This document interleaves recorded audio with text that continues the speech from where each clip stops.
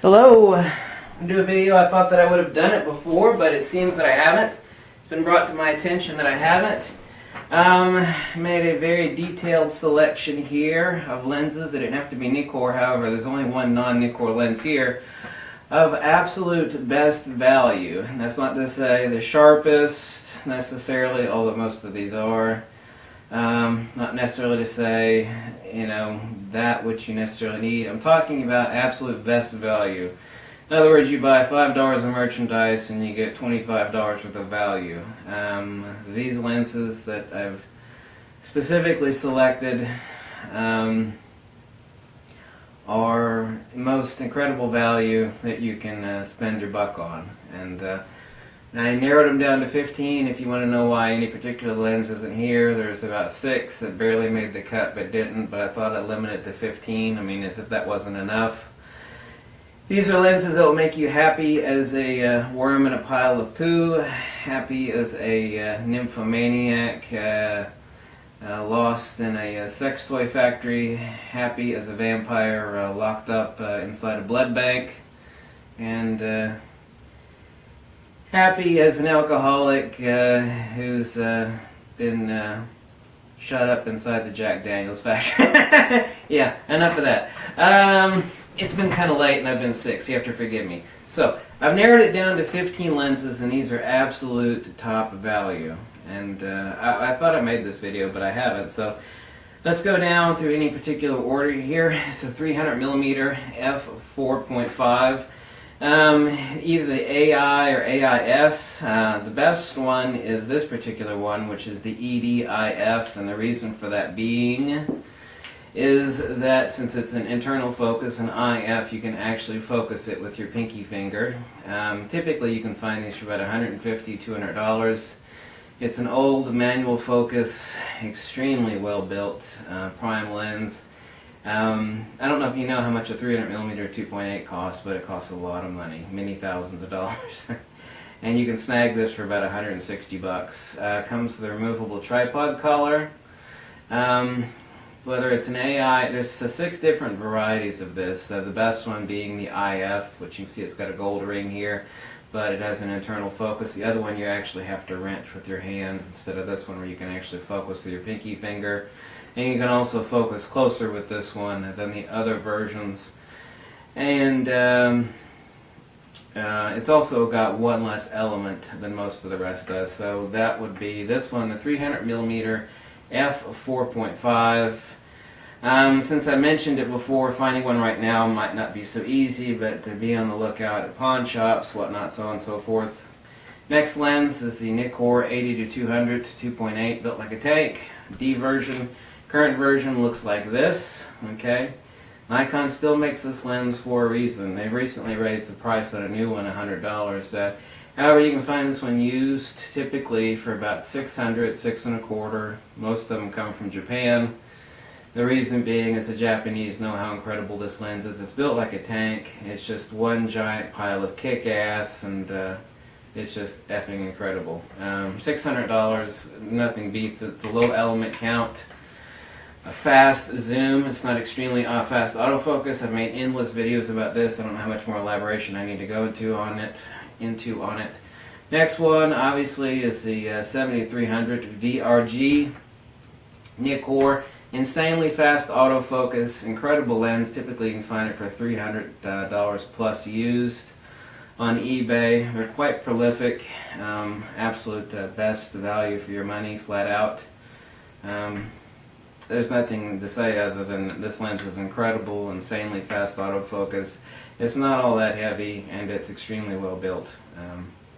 It's unlike a lot of the mini predecessors, the 70-200s and the 7300s, which precede it. So a lot of people look at this lens, and the reason it's so cheap is most people have no idea how incredible this lens is because they're so used to the older versions of this lens, which were subpar.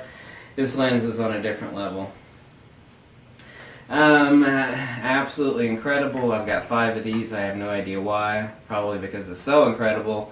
It's a Nikkor 180mm autofocus D-series f2.8. It's a low element count prime lens. It's built like a tank, just like the 80-200 2.8. It's incredible. This lens just craps out milk, sugar, honey, and butter. It's just absolutely freaking incredible. Long range, not long range, but intermediate range portraiture, incredible bokeh, creamy, great color saturation, incredible rendition.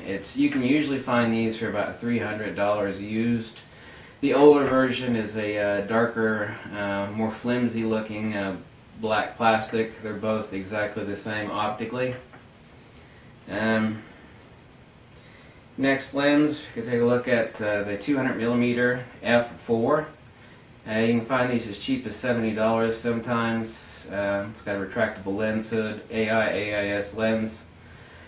So it's a 200mm low element count f4 manual focus lens. Absolutely incredible. It's phenomenal.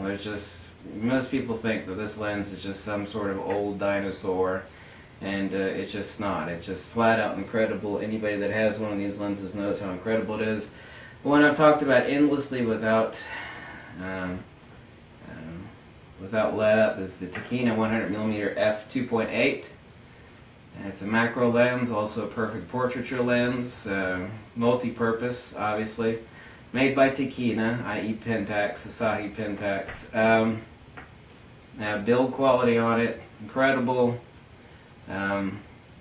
It's just a flat-out awesome lens. I've got over 50,000 shots through this one lens alone. $380 new. Don't try to find it used. There's no use in doing that. These you can usually find for $200, sometimes as cheap as $180. It's a 35-70. It's a push-pull. It's a D series. It's an autofocus lens. Not extremely fast autofocus, but you're talking about a mid-range fast zoom. So it's a 35-70 2.8 D series Nikon, and it's only $200 typically. Absolute top value. So you've got $200 into a very fast mid-range zoom. Next one, doesn't matter whether it's the 3.5 version or the f2 version or the f2.8 retractable lens hood. AIS 135mm is the 4-element, the 3.5. The 5-element is the f2.8. Nikon AIS. I mentioned this as one of the must-have lenses. It's so incredible. I've got 7 of them, or more than that. That's the 135mm Nikon. I have the $1,500 version of this, the 135mm f2 DC Nikon. So you're talking about this for $120, $130 versus $1,500. I think they raised the price on it for the other lens that I have. The current version of this, which is about 3 times as large, not really any sharper at all. A little bit better chromatic aberration than this, but both identical in color saturation and quality. So $130 versus $1,500 for the exact same thing, and 1/3 the size, no less. The Swiss Army knife of lenses, absolutely incredible, perfect for FX or DX use, perfect reproduction lens, awesome little macro lens, perfect normal lens for DX or for FX. Although you're talking about 90mm equivalent APS-C crop factor on a DX camera. It's the 60mm D or pre-D. This is a pre-D version. The difference between the D and the non-D or the pre-D is that the D version sends some BS data to the camera for flash compensation for TTL metering. They're both the exact same lens, so if you can grab a non-D 60mm versus a D version, whichever you can find cheapest and the same quality, doesn't matter. One tinkers damn. I recently bought another one of these as a gift for like $180. Just flat. Nikon still makes this lens. It's just flat out the cat's ass. This is Nikon's one and only Swiss Army knife lens. It does it all. Macro, DX portraiture, perfect normal lens for FX or DX, perfect reproduction lens. It's incredible. There is no better value than this. Some of these come close, but definitely the 60mm macro f2.8. Next, the 105mm. Some of them have retractable hoods, some of them don't. This one does not. It's a 105mm f2.5, which took the world's most famous photograph. Obviously it was using Kodachrome, not digital, but it doesn't make any difference because this lens craps out honey butter, silk and sugar. It's just incredible, and it's damn cheap. It's 105mm f2.5. It doesn't matter if it looks like this one. The other one looks pretty much the same as 135mm 3.5 like this with retractable lens hood. They're both identical optically, so get either one that you can find a deal on. Rolling down quicker. One I have mounted on the Nikon D750. Nikon's sharpest mid-range zoom. That is the 24 to 85 VRG. Only the VRG, not because it has vibration reduction, but because this is the superior lens in that series, which is the most recent one. I got 3 of these for a reason. It's incredibly cheap, it's incredibly sharp, and it's an incredible lens. Typically 200, 2.25 used. Next lens in the series is 35mm D f2. This is a 35mm FX lens, perfect for your use on FX or DX cameras. New.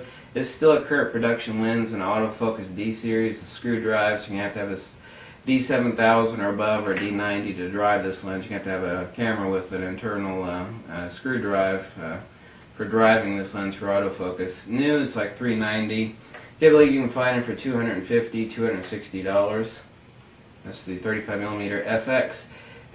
These are $200 new and about $120, $130 used. The 35mm f1.8G DX Nikkor. It's a perfect, cheap, little awesome prime lens for DX use. Also used for FX if you want an APS-C crop sensor mode on an FX camera. It's a 35mm f1.8G. $200 new and $120, $130 used. It's absolutely incredible. Still a current production lens, obviously so. Next, you can grab these for $50, $60. A 50mm f1.8, or as typically, as I've referred to it, the 50mm pancake lens. Doesn't matter if it's the E series or non-E series. It's a skinny little stubby 50mm pancake, just like this. Next lens. There's so many lenses I forgot. Oh yes, a 50mm f1.4, Nikon's best value 50mm manual focus. Typically $120, $130. The next lens up from this is $790 new. It's $700 new, or typically about $400 used. You don't need f1.2 50mm. I've got them. So that's the 50mm f1.4. Very cheap, best value, manual focus AIS lens.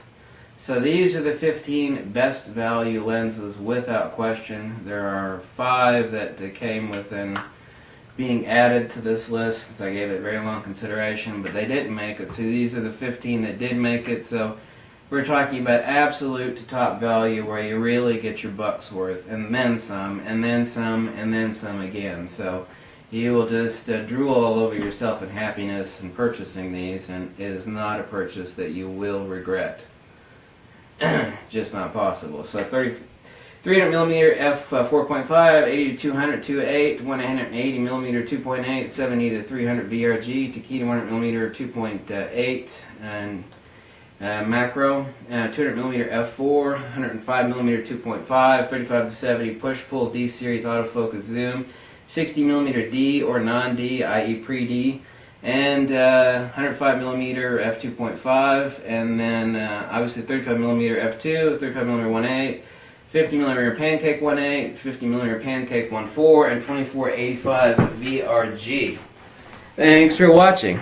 If you like this video and drop me a buck or two, tell me to jump off a cliff, whatever makes you most happy. Catch you later.